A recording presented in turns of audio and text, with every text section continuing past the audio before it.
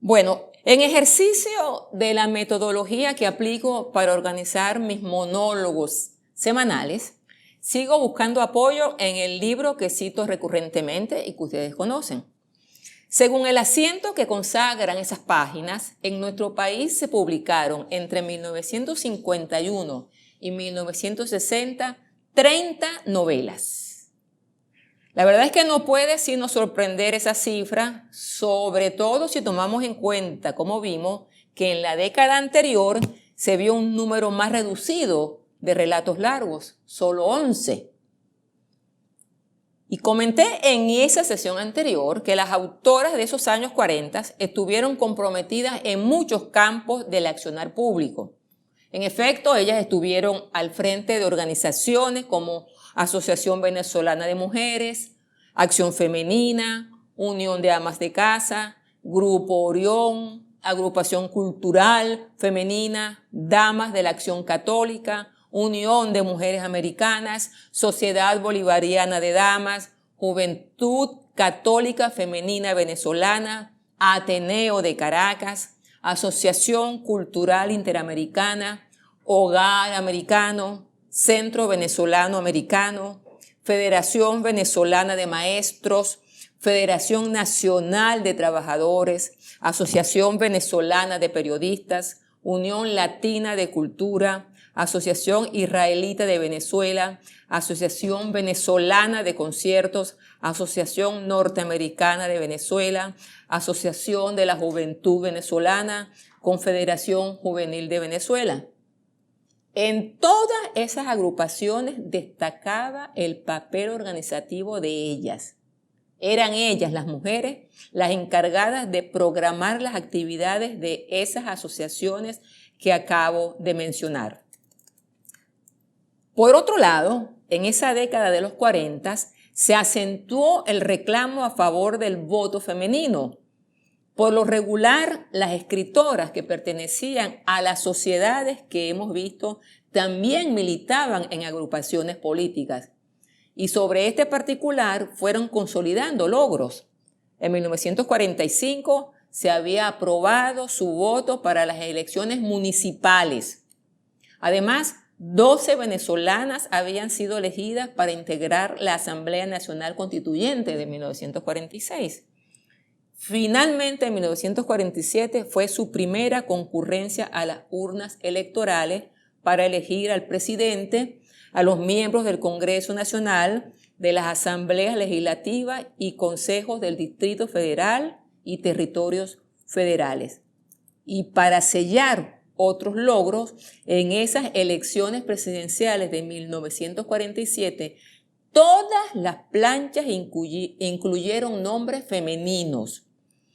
También estaba el hecho de que muchas de ellas comenzaron a ejercer cargos de significación tanto en organismos públicos como en instituciones privadas. El periodismo, por cierto, contó con su presencia, de manera que no resulta exagerado suponer que esas múltiples tareas, porque no olvidemos que seguían siendo jefas de casa, o sea, continuaban al frente en la administración de sus hogares, esas múltiples actividades entonces las distrajo de la actividad creativa, de la escritura, en el caso que nos ocupa en estos encuentros.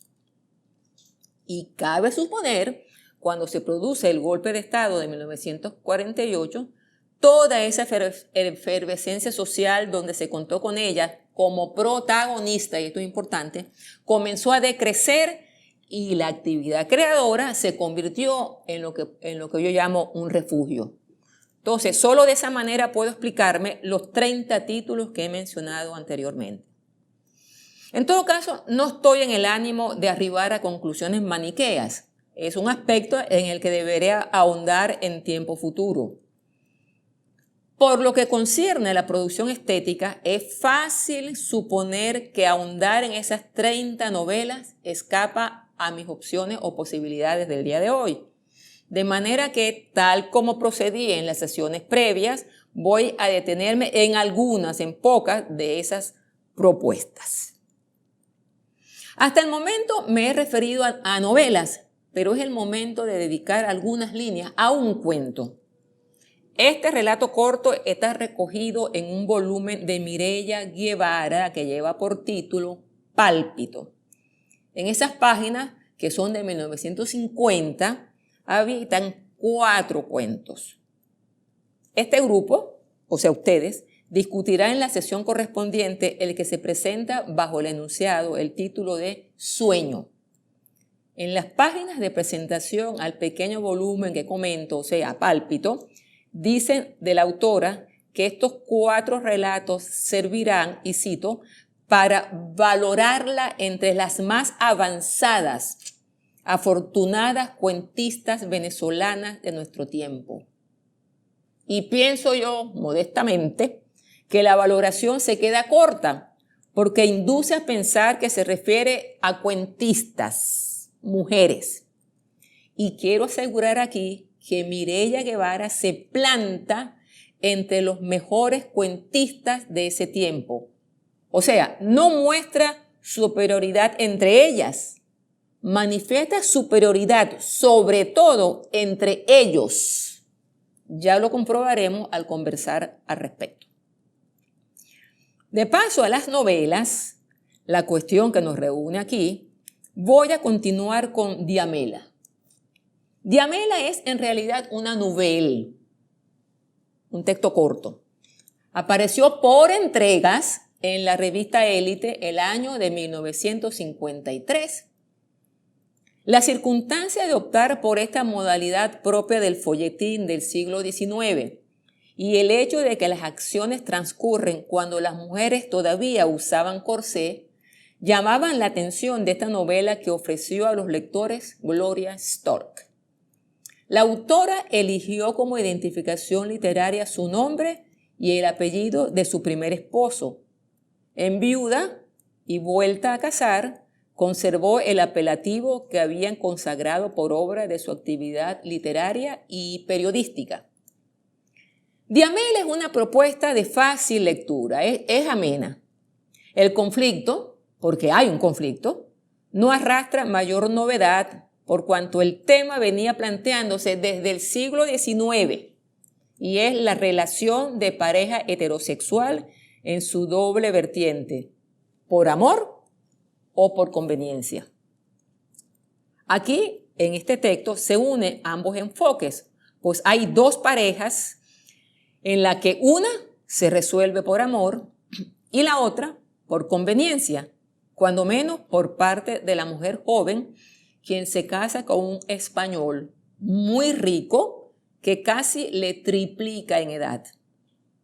El detallazo de esta breve pieza de Gloria Stork es que una de las protagonistas, Diamela, la que aporta su nombre al conjunto, la frágil, pero muy frágil jovencita, tan frágil que su padre decide llamarla con el nombre de esa flor y no con el apelativo que la definió en el acto bautismal como María Remedios.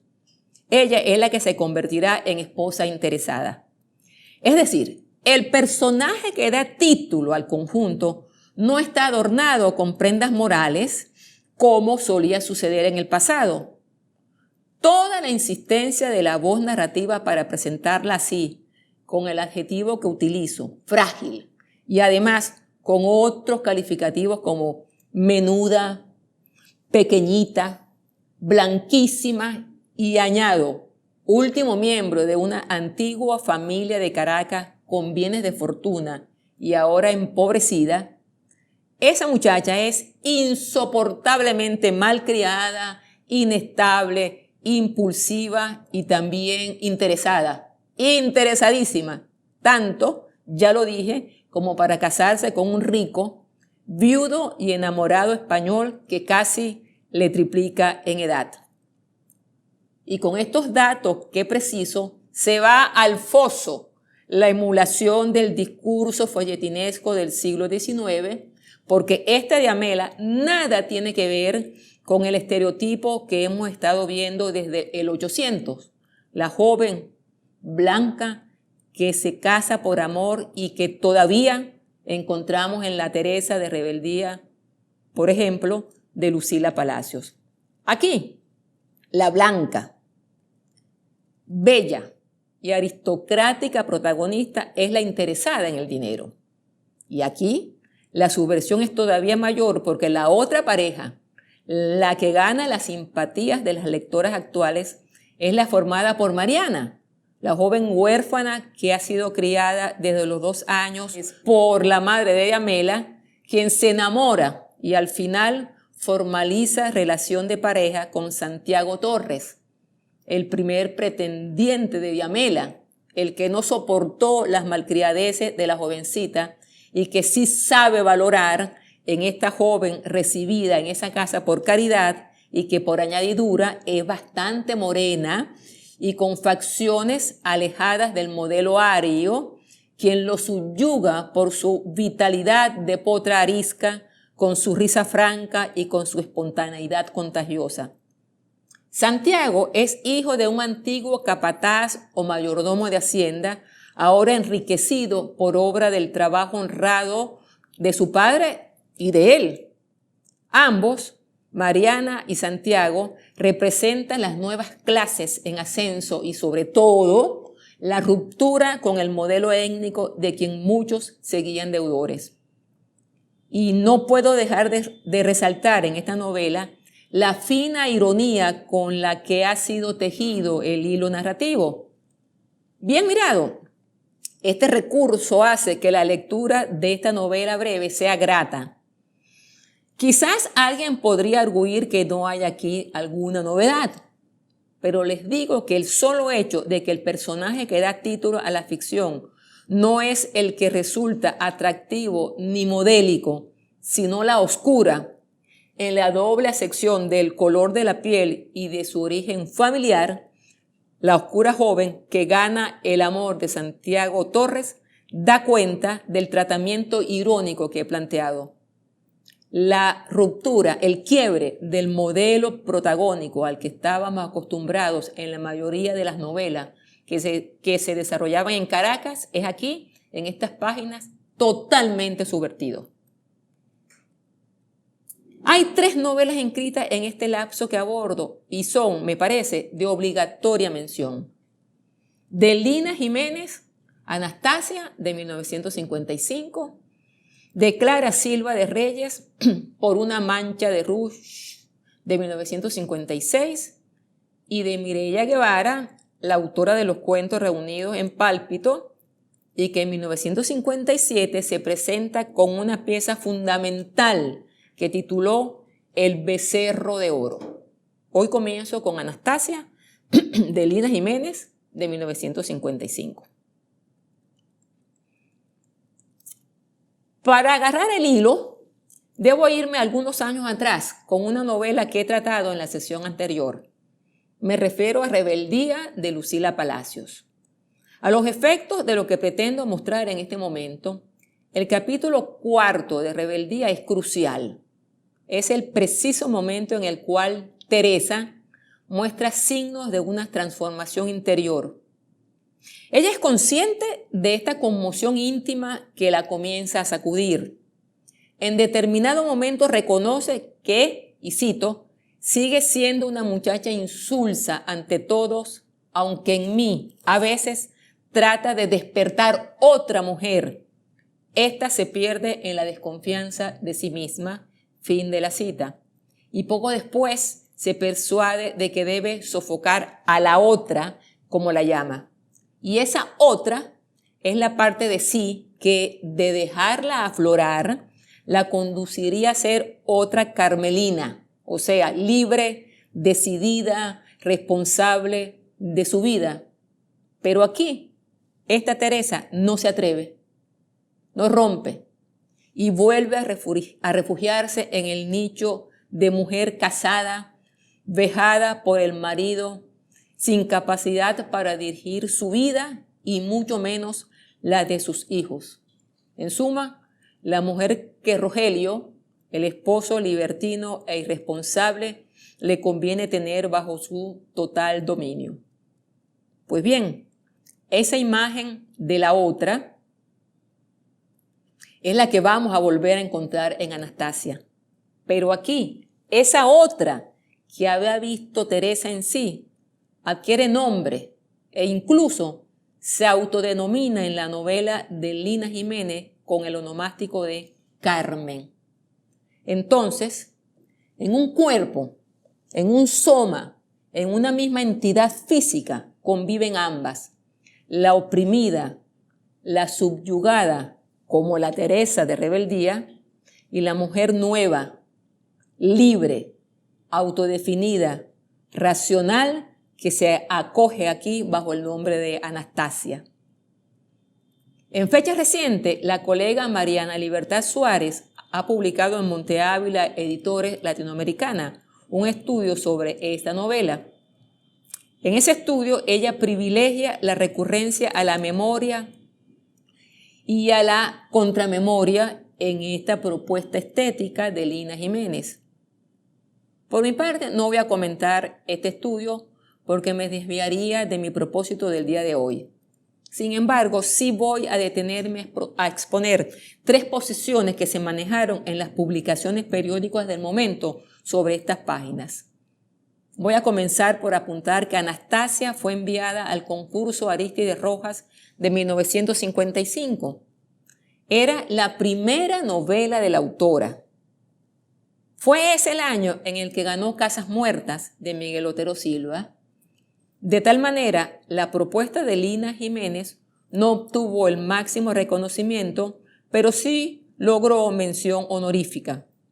Al indagar sobre la personalidad de la escritora, se supo que Lina era el apócope de Angelina, su nombre de registro natal.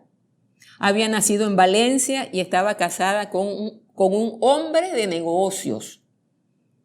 José Rafael Pocaterra, también valenciano, calificó la pieza de su coterránea así, y cito a Pocaterra: estamos frente a otro caso extraordinario de la literatura femenina en Venezuela.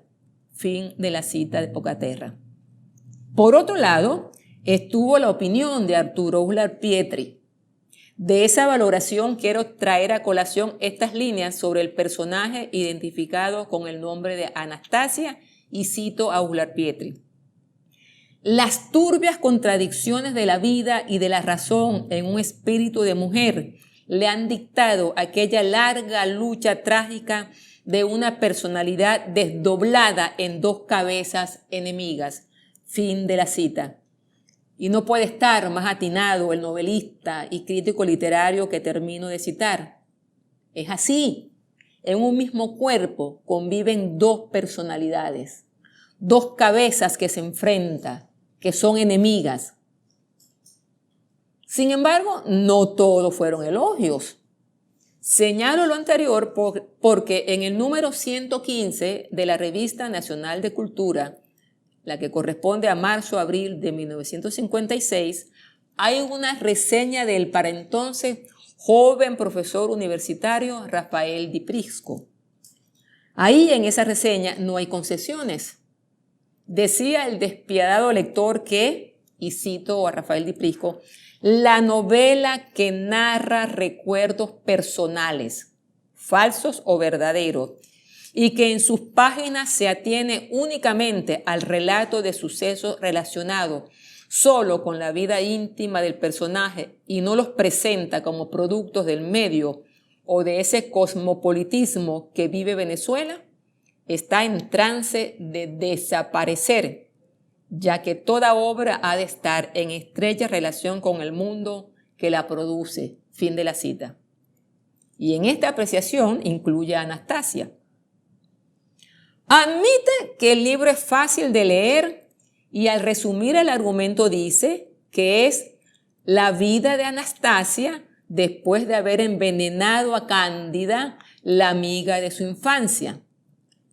La protagonista se retira a un pueblo que no sabemos cuál es ni dónde está y allí vive con sus hijos abandonada por el marido y considerando, con falsa religiosidad, que ese retiro es suficiente expiación por el crimen cometido. Fin de la cita. Él leyó otra novela, porque aquí no hay ningún crimen. Además, en su análisis confunde al autor, aquí en este caso a la autora, con quien narra. Dice además que algunos capítulos sobran y comenta por qué. Otra objeción a la novela apunta a la caracterización de los personajes, pues los ve confusos e imprecisos.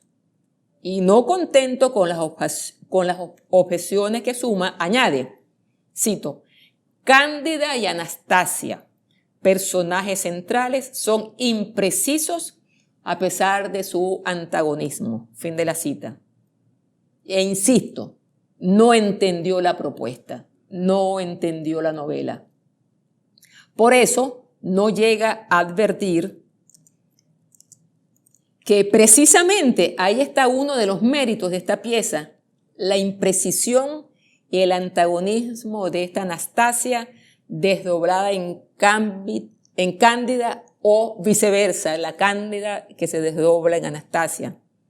Y por eso no ve el triunfo de Anastasia sobre Cándida, novela psicológica por lo que plantea sobre la urgencia de liberar la condición femenina de esos años. De la reseña que ofrece Rafael Di Prisco sobre Anastasia, quiero tomar un dato que me evitó indagar sobre índices poblacional en la Caracas de ese año. Nos dice que la ciudad de 1956 contaba con 1 millón de habitantes. Pues bien, ambientada en esa ciudad, escribe Clara Silva de Reyes 2 novelas. Una de 1954 que se llama Asesinato en Caracas y la otra de 1956 que tituló Por una mancha de rouge. Esta autora tiene para mí enorme mérito porque las 2 piezas de ficción se inscriben en el género policial o novela negra, una novedad incluso dentro de la producción masculina. He preferido dejar el primero de esos 2 relatos, o sea, Asesinato en Caracas, para que ustedes lo lean y posteriormente comentarlo en la sesión correspondiente. Y el otro, Por una mancha de rouge. Ustedes saben que rouge es originalmente una palabra francesa que en castellano alude a la pintura labial. Entonces, es en esa novela en la que voy a detenerme en este instante. No está ausente aquí la dosis de humor presente en el subtítulo que precisa, y cito el subtítulo, especial para mujeres celosas. Fin del subtítulo. Y es que efectivamente todo se precipita cuando una joven esposa encuentra una mancha de rouge en la chaqueta del esposo y en su afán de descubrir quién es la mujer que ella supone está con su marido, se encuentra cara a cara con el mundo del crimen. Y al llegar a este punto, debo ir varias novelas atrás. Ustedes recordarán que cuando vimos El Vergueño de Luisa Martínez, les comentaba que aparecía el tema del consumo de estimulantes y que más adelante encontraríamos el tratamiento de este tema. Pues bien, hemos llegado a ese momento. El argumento se desarrolla a partir de la joven pareja formada por los esposos Adriana y Rodolfo Hurtado. Ella, muy linda, es la que cuida la casa. Él, buen mozo, es detective. La joven esposa tiene un problema que entorpece la relación. Es extremadamente celosa y aquí está la justificación del subtítulo. En el proceso que la lleva a averiguar de dónde salió la bendita mancha de rouge, el lector se va enterando que la Interpol alertó y pidió ayuda al cuerpo detectivesco donde trabaja Rodolfo Hurtado, pues han determinado con certeza plena que uno de los principales jefes en el tráfico de heroínas se encontraba en Venezuela. El recorrido del producto ilegal pasaba por este país y llegaba a Estados Unidos. Y este hombre que se llama oculto aquí, en Caracas, y cito, es una bestia peligrosa, audaz y no titubea en matar para salvar su vida, es con la que nos estamos enfrentando. De hecho, ya había asesinado a un detective de Estados Unidos que estuvo a punto de capturarlo. Y vemos que en esa maraña que conforma la droga y una serie de asesinatos que se van produciendo, en esa maraña es donde está envuelta la joven Adriana. Al final, el sabueso que logra capturar al criminal con el que no había podido darle Interpol en los Estados Unidos, el que descubre la ruta de la droga y el que por añadidura casi muere en el intento, es el joven detective de 28 años, Rodolfo Hurtado, el esposo de Adriana. En su singladura detectivesca, comprueba que los comprometidos en la red del delito proceden de Cuba, México e Italia. De hecho, el peligroso delincuente, jefe de la red, era italiano. Por añadidura, nuestro héroe no tenía relaciones amorosas con otra mujer, pues amaba profundamente a su esposa. Y gracias a su inteligencia y sagacidad, logra el éxito que se le había escabullido, que se le había escapado a los mismísimos sabuesos de los Estados Unidos y a las policías de varios países. Pero la novela tiene un añadido que todavía no he precisado. El organismo del Estado donde trabaja nuestro heroico sabueso es identificado al comienzo de la novela como la SN. Y al final del relato conocemos que el detective logra el cargo que ambicionaba desde antes de comenzar esta pesquisa. Logra el cargo de inspector jefe de Seguridad Nacional.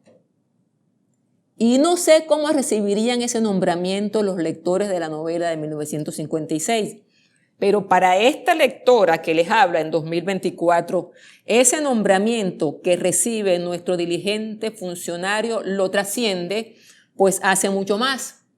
Le lava la cara a una institución del Estado que para 1956 se llamaba Seguridad Nacional.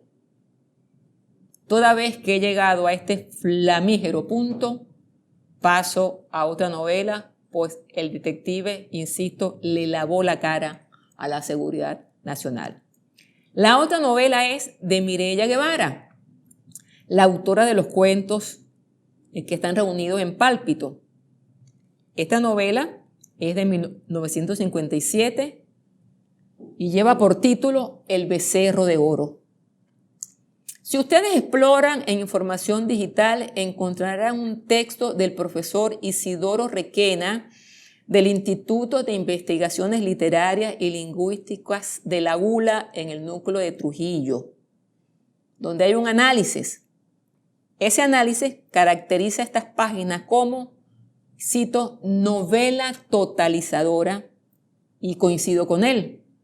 Es totalizadora en tanto pone atención en personajes que representan una amplia gama de sectores que conformaban la sociedad caraqueña, lugar donde se desarrollan las acciones.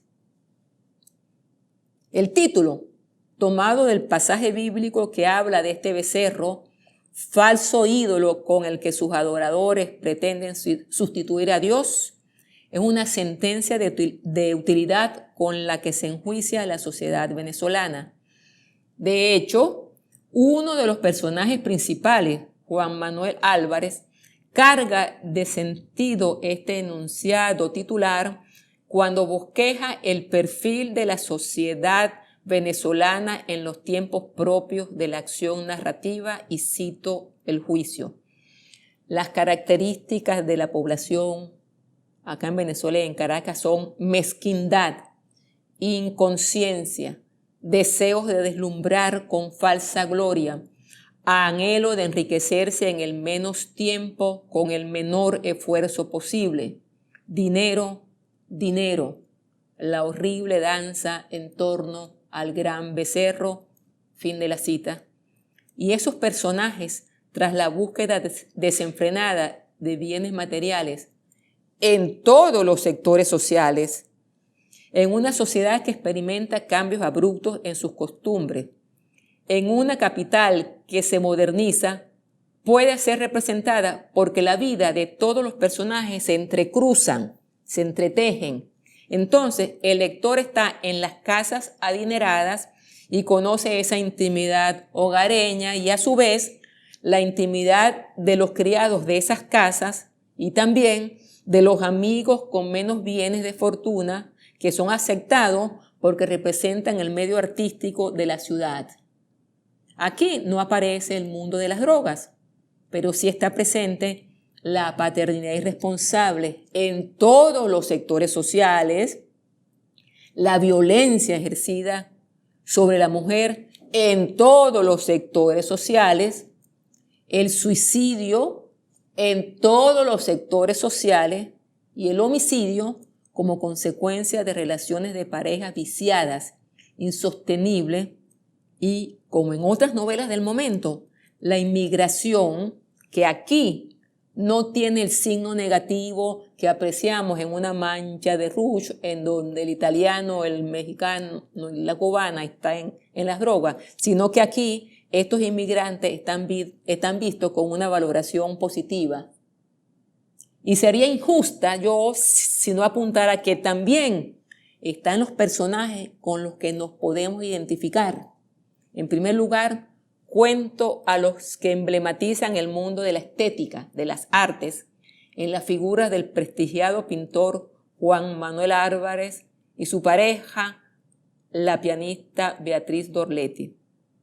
En lo personal, me parece bien lograda la representación del trabajador analfabeto, hijo de padre desconocido y de una lavandera que hace las arepas que él vende cuando niño. Se llama Julián Ochoa. Y Julián Ochoa, aupado por un abogado que lo toma bajo su tutela, se convierte en líder sindical, honesto, formado, con dotes para la política y para la oratoria. El profesor Isidoro Requena, que he citado antes, ¿verdad?, califica esta pieza ficcional de crítica al peresjimenismo. Por mi lado, pienso que la novela es una crítica a los años inmediatamente previos a la dictadura de Marcos Pérez Jiménez, a los tiempos en los que se legalizan los sindicatos, donde es personaje activo Julián Ochoa, y cuando se legalizan los partidos políticos, o sea, la década de los 40. En todo caso, si alguna de ustedes quiere leer la novela, pueden ubicarla en la Sala Arcaya de la Biblioteca Nacional y en las sesiones hablaremos o intercambiaremos los puntos de vista. En lo relacionado con la resolución formal de estas páginas, solo tengo elogios. No se resuelve en línea cronológica lineal, pues el tratamiento narrativo lo percibo en zigzag. Esta fractura temporal viene aparejada con diálogos ágiles, frescos, que dinamizan amigablemente el curso de los acontecimientos.